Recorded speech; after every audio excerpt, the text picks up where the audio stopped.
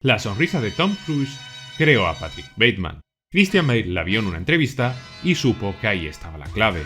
Vio una sonrisa blanca, perfecta, encantadora, pero vacía por dentro, con ojos que no miraban a nadie y que ocultaban cosas. Así nació Patrick Bateman, un tipo que mata sangre fría, pero que se derrumba cuando su tarjeta no es la mejor de la sala.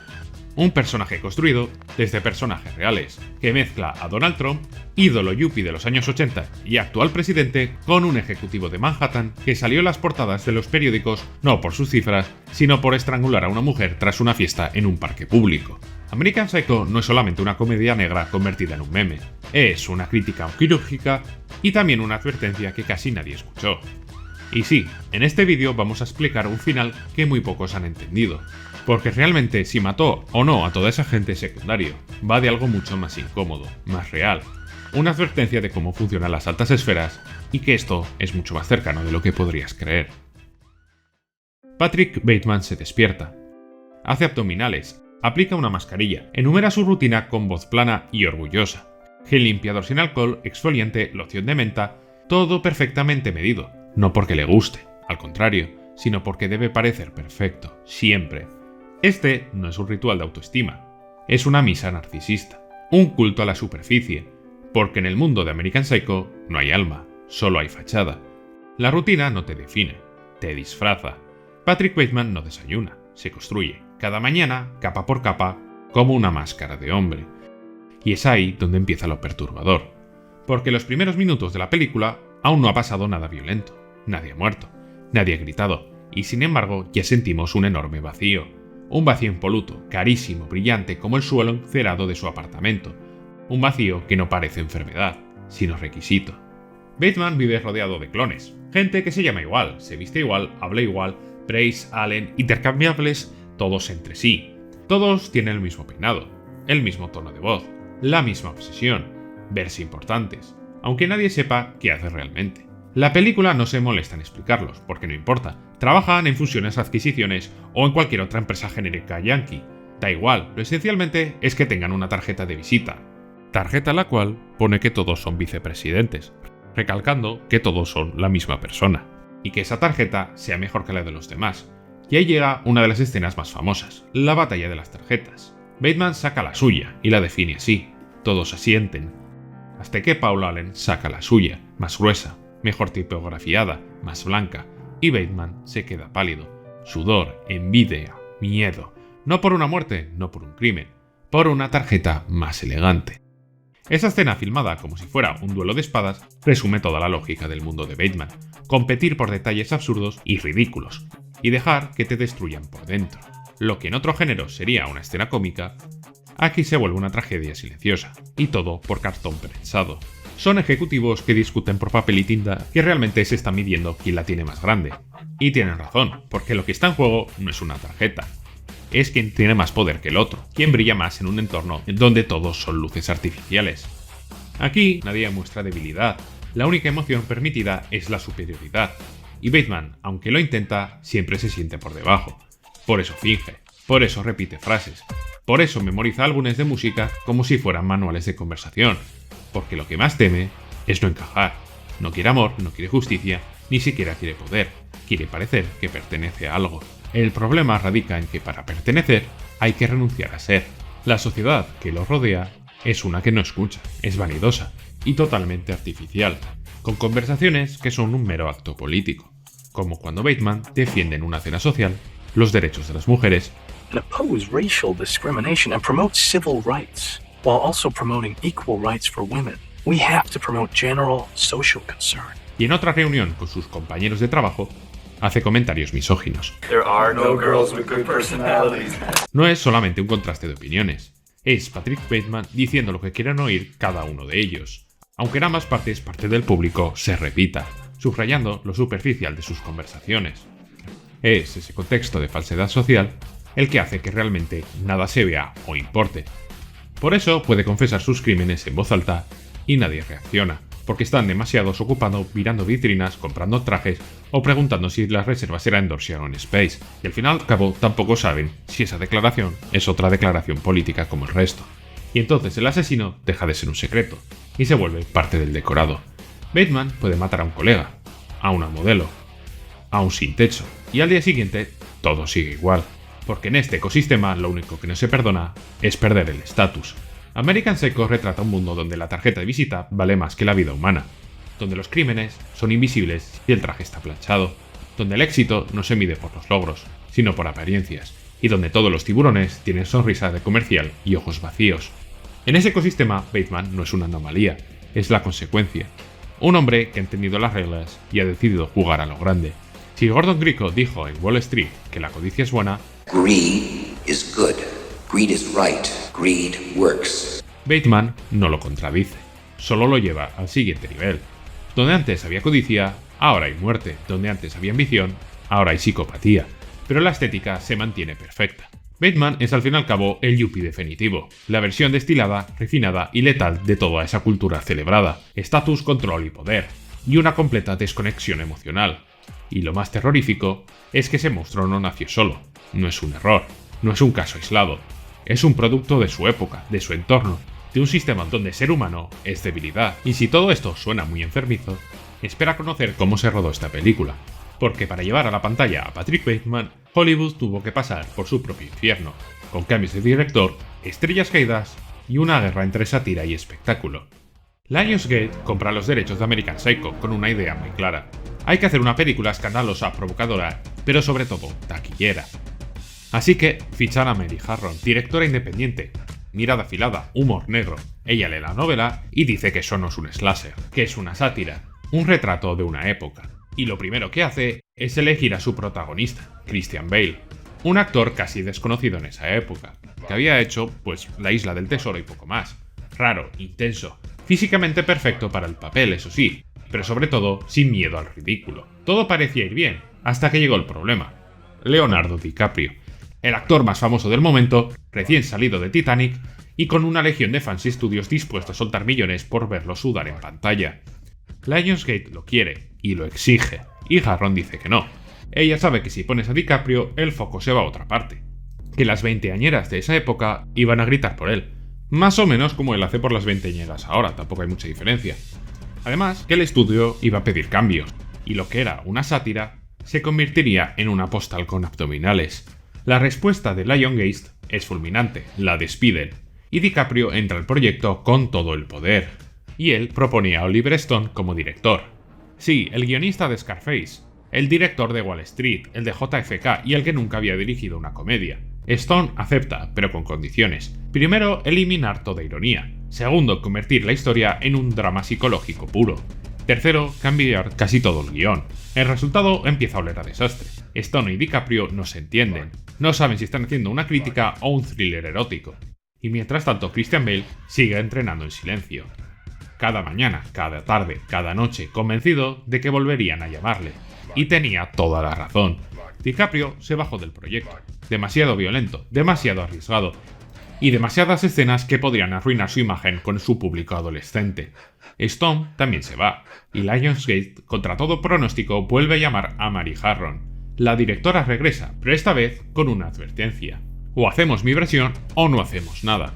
Le dan 7 millones de presupuesto, una miseria para Hollywood, pero suficiente para crear algo incómodo, y con ella vuelve Christian Bale. El rodaje es una combinación imposible, una directora embarazada de 7 meses, un actor obsesionado con cada gesto y un vestuario de miles de dólares que no se puede manchar con sangre. Y una historia tan grotesca que nadie está seguro sobre qué deben hacer al leerla, si vomitar o reírse. El diseñador del vestuario pide permiso expreso para cada prenda. Los trajes no se pueden ensuciar. El impermeable transparente se convierte en una pieza clave. Tiene que proteger la ropa, pero dejar pasar la sangre. Todo es un equilibrio milimétrico entre el glamour y el gore, entre carcajada y escalofrío. Y Bale empieza a transformarse. No actúa, se convierte. Durante el rodaje nunca rompe el personaje. Habla con el mismo tono suave, mira sin parpadear, practica frente al espejo sonrisa que no llegan a los ojos. Blanquea sus dientes, alinea su mandíbula, finge acento americano, vive como Bateman incluso fuera del set, come como él, camina como él, habla como él. Y lo hace con tanta frialdad que la actriz que interpreta a su secretaria creyó que era un mal actor. No porque lo hiciera mal, sino porque no parecía estar actuando, era demasiado preciso, demasiado frío, demasiado perfecto como para ser real. Y como guinda del pastel, un día Bale llama a Mary Harron y le dice que se ha inspirado para su personaje. I don't know if you've been watching the show. I got a little crush on you. Que ha visto una entrevista de Tom Cruise en televisión y que va a imitarle. Pero no fue cualquier entrevista, fue una aparición promocional donde Cruise sonreía todo el tiempo. No paraba de reírse, encantador, seguro, carismático. Pero para Bale, sus ojos estaban muertos. Era una fachada que ocultaba algo detrás. Así que Bale decidió trasladar eso a su personaje, una simpatía forzada, cuidadosamente calibrada y que ocultaba un vacío total. Y así nació la mirada de Bateman. No desde la emoción, sino desde la superficie, desde una copia perfecta del entusiasmo sin alma, como si un algoritmo tuviera como misión imitar al ser humano. El rodaje que lo siguió fue también un caos de locura. La secuencia del asesinato con el hacha se filmó en una sola toma. Bale baila, sonríe y habla del disco de Huey Lewis, y en mitad de ese entusiasmo explota. Grita con una intensidad que parece salida de algo sin fondo.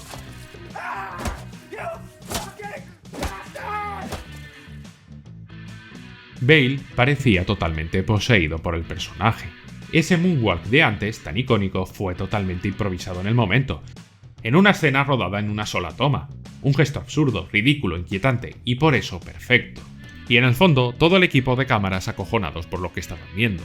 Y es normal, porque este Christian Bale es un actor tan poseído por el personaje que perdió todo sentido del ridículo. No le importa hacer escenas desnudo, le da igual. Porque quiere dejar claro que el personaje que interpreta es patético, grotesco, hueco. Por eso Bale lo interpreta con tanta exactitud. Una actuación que en un principio los críticos no entendieron, y muchos de hecho lo odiaron. No sería hasta mucho después cuando muchos cambiarían de opinión y le darían el crédito que se merece. Pero si esto os parece escalofriante, no es nada en comparación con los referentes reales en los que el autor del libro original se basó para crear el personaje. Bateman no sale de la nada, no es un monstruo fantástico, es un reflejo deformado de gente real, que existió. Es en esencia un Frankenstein que adopta parte de personajes reales. El autor de la novela no usó su imaginación para crearle, usó los periódicos, cortó, pegó y ensambló fragmentos de su entorno, juniors de Wall Street, dealers de Manhattan, trepas con sonrisa falsa y Rolex brillante, hombres de traje impecable y de ojos vacíos. Bateman es eso, un collage de horrores cotidianos. Su apellido mismamente es un guiño, Bateman como el de Bates de Psicosis. Y en la novela vive en el mismo edificio que Tom Cruise, literalmente. Y ese detalle no es una broma, es una advertencia. Porque el propósito de todo lo que hace Bateman no es para destruir el mundo, sino para encajar en él. Y el ideal del éxito de Bateman tiene nombre, Trump. Sí, Donald Trump, el de los años 80, el magnate que vendía exceso como virtud, dinero como estatus, mujeres como adorno. Bateman no solamente lo menciona, lo idolatra, quiere ser como él, comer donde él, vestirse como él, ser visto como él, y quizás también ser presidente de los Estados Unidos, quién sabe. Y no es casualidad, Trump era el tótem de la década, y Bateman su eco psicótico. Pero la cosa va más lejos. Uno de los referentes más oscuros detrás del personaje es Robert Chambers, un joven atractivo, rico, educado, que en 1986 estranguló a una mujer en Central Park. El caso sacudió a la ciudad. Era el asesino menos esperable. Un niño bien con cara de anuncio. Y Ellis pensó, ¿y si no lo hubieran detenido? ¿Y si este tipo hubiera seguido su vida de yuppie como si nada? Y el resultado fue Bateman, una progresión lógica. Una evolución monstruosa, pero verosímil. Mary Harron, la directora, lo entendió a la perfección, y lo afiló aún más. No quería que Patrick fuera un maníaco incomprensible, quería mostrar justo lo opuesto, un hombre perfectamente integrado, que sabe cómo hablar, cómo sonreír, cómo vestirse, y que solamente se desplome cuando nadie le mire. Lo importante no era la sangre, era el contexto. Porque el aterrador no es que mate, es que nadie se dé cuenta o no quiera darse cuenta. Su entorno no es que no lo vea, es que sencillamente no quiere verlo. Las pistas están ahí y todo el mundo las ve todo el rato, o sencillamente no le importa. Y en ese silencio, Bateman florece. Cruise, Trump, Chambers, todos orbitan en este personaje, todos son reales, y todos contribuyen a una misma idea. El monstruo no vive en la cabaña del bosque, vive en el piso 26, trabaja en fusiones y adquisiciones, y probablemente sonríe mucho mejor que tú. En el libro, la violencia es mucho más gráfica. En la película, en cambio, es mucho más elegante, pero en ambas es igual de inquietante. Porque Bateman no mata por placer, mata por estatus, por validación, por llenar un hueco que no se llena. Y esa es la clave. American Psycho no va sobre la locura, va sobre el vacío. Y el vacío en los años 80 vestía de Armani y vivía junto a Tom Cruise. Y es que American Psycho es en sí mismo una comedia, pero un tipo de comedia muy específica y única. No es una comedia de carcajada, ni de ingenio verbal. Es una comedia sin remate donde la risa duele y el silencio pesa. Porque lo que se parodia no es un personaje, es todo un sistema. Patrick Bateman no es un psicópata funcional que vive en Wall Street, es Wall Street con un rostro de psicópata. Y la película lo deja claro desde los primeros minutos. American Psycho no es graciosa porque haga chistes, es graciosa porque todo lo que muestra es real, pero llevado a un paso más allá. Comprar tarjetas corporativas se convierte en un duelo a muerte. Hablar de Huey Lewis precede un asesinato. Y reservar en Dorsia es más difícil que matar a alguien y salirse con la suya. El absurdo no está en lo grotesco, está en lo cotidiano, porque lo que muestra la película no es una distorsión de los 80, es una intensificación de lo que ya estaba ahí. El culto a la imagen, la obsesión por la competencia, la fijación con el éxito como la única forma válida de existir. Los yuppies no eran caricaturas, eran la tendencia, eran el ideal de esa época. La sátira en American Psycho no es una burla a un asesino, es una burla de un entorno y de una élite. De uno donde lo importante no es si Patrick mata, sino si llega a la reunión con el traje adecuado. Una donde todos sonríen pero nadie escucha, donde todos imitan entre sí como existiera un manual secreto para encajar, y Bateman lo sigue al pie de la letra. Y ahí está la comedia, pero también el horror.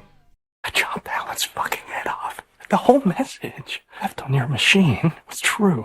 I killed Paul Allen, and I liked it. Porque cuando por fin intenta confesar, nadie le escucha. Y no porque estén en shock, sino porque están ocupados bebiendo, cotilleando y pensando en la próxima fusión. No es un giro de guión, es el chiste, el final y el más cruel de todo. Porque no se trata de si mató o no mató. La película juega con esa ambigüedad. Algunos crímenes ocurrieron mientras que otros no. Fueron fantasía, pero al final nada de eso importa. Y eso no es precisamente el descuido, es el mensaje final. La película mezcla escenas realistas con momentos surrealistas y no por capricho. Es una decisión premeditada, es una estrategia narrativa, porque lo que American Psycho quiere decir es que nada de esto tiene peso real ni consecuencias. Vemos a Bateman apuñalar a un vagabundo en el callejón, pero también le vemos arrastrar el cadáver de Paul Allen por un edificio de lujo, dejando un rastro de sangre emboquetado, sin que el corseje ni siquiera levante una ceja. También corre desnudo con motosierra en mano encendida por un pasillo como si nada. Dispara a una patrulla y el coche explota como una película de acción barata. Y él mismo mira su pistola, incrédulo, como si no entendiera las reglas del mundo en el que habita. Los cuerpos desaparecen. El apartamento de Allen, antes llenos de cadáveres, reaparece impecable. Y ahí está el detalle más escalofriante. Cuando Bateman regresa al piso de Paul Allen, con la intención de borrar las pruebas, descubre que ya no hay nada que borrar. Podría ser que efectivamente Patrick esté loco, pero la película juega con esa ambigüedad. O también podría ser que el lugar haya sido limpiado, pintado, preparado para vender. Por eso, la agente inmobiliaria que le recibe no le pregunta qué hace ahí. Le pregunta si viene por el anuncio de la venta. Le sonríe, es amable, hasta que descubre que no ha venido a comprar. Y entonces su rostro cambia. No llama a la policía, no grita. Le pide con firmeza que se vaya, porque sabe quién es. Y aún así, lo prioritario es no entorpecer una venta. No ahuyentar a futuros compradores. Los muertos no importan, el capital en cambio sí. Y esa indiferencia es estructural, no es un accidente. Es el mensaje final. Por eso, en la escena final, cuando Bateman se confiesa delante de su abogado, este no solamente se ríe de él, lo llama Davis. By the way, Davis, how's Cynthia? You're still seeing her, right? Esto no es un error casual, es una despersonalización total de Patrick Bateman. Él ya no es un individuo, porque nunca lo ha sido, es una plantilla, un sistema con pelo engominado, traje de diseñador y una tarjeta de visita con relieve. Todos, en esa sala, son Patrick Bateman, y al mismo tiempo nadie lo es, porque lo perturbador no es que Patrick haya matado, lo perturbador es que cualquiera podría haberlo hecho y nadie lo hubiera detenido, nadie lo habría notado, y lo más importante, a nadie le habría importado. Nada tiene consecuencias, nada se retiene, todo queda diluido. Porque al final American Psycho no trata de un psicópata en Wall Street, trata de Wall Street como una psicopatía compartida, una psicopatía que no nace de la nada, nace como consecuencia del modelo. Es la consecuencia natural del entorno competitivo.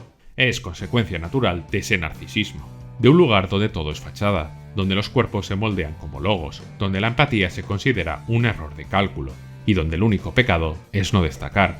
La película es en sí misma delirante, pero no porque Bateman esté loco, sino porque el sistema que lo rodea ha normalizado esa locura. Y lo ha llamado éxito. Bateman no es un monstruo aislado, es la desesperación vestida de Hugo Boss. Un tipo que toma al pie de la letra cada lección de Donald Trump, que ve en el poder, en el consumo y la apariencia una religión. Bateman es la metáfora de una sociedad capitalista corporativa donde la impunidad es estructural. Por eso, tras confesar todos sus crímenes, uno por uno no pasa nada. Al día siguiente se ducha, se peina, se viste y sale a la oficina, como si nada hubiera ocurrido. Porque nada ha ocurrido, o mejor dicho, todo ocurrió y a nadie le importó. Ese es el delirio y también la confesión final, que en el mundo la sangre no mancha, el crimen no estorba y la culpa no existe. El universo de Patrick Bateman es un universo muy real que ha existido y que aún existe. Y si no, simplemente tienes que poner las noticias y ver en qué escándalos está metido Donald Trump a día de hoy. Cierto escándalo que involucra cierta isla y cierta lista, ya me entendéis. Porque al final del día puede que American Psycho sea una sátira, pero tiene una reflexión muy profunda y dolorosa, y es que la psicopatía es el manual del éxito y a la vez la consecuencia de este mismo sistema. Si te ha gustado este vídeo, te recomiendo el que hice sobre Misión Imposible 1, una película que no tenía que haber funcionado, que fue un caos de guionistas despedidos, decisiones de última hora y egos desatados, pero que, contra todo pronóstico, terminó siendo la mejor de toda la saga. Una obra de suspense puro que salió bien por puro accidente, y que nunca se volverá a repetir. Dale un like y nos vemos en el siguiente.